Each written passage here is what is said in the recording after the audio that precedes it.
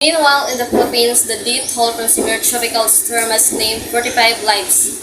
The heavy rains are inundated most of the rural areas in Mindanao Islands, which was followed by a landslides and flooding, damaging nearly 500 houses.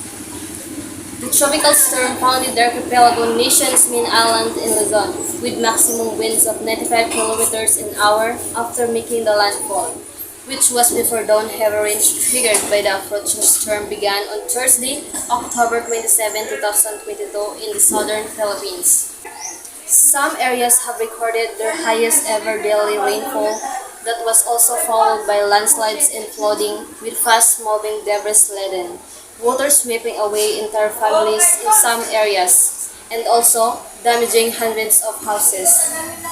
In recent years, the floods with mud and debris from largely deforested mountainsides had been among the deadliest hazard caused by the typhoons in the Philippines.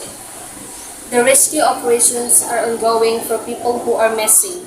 The Philippine Coast Guard is using rubber boats to reach inundated areas and rescue those trapped due to the flooding.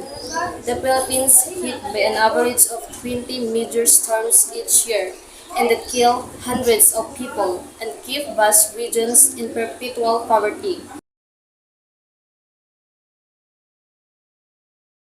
The scientists have warned that such storms, which also kill livestock and destroy key infrastructure, are becoming more powerful as the world gets warmer because of climate change.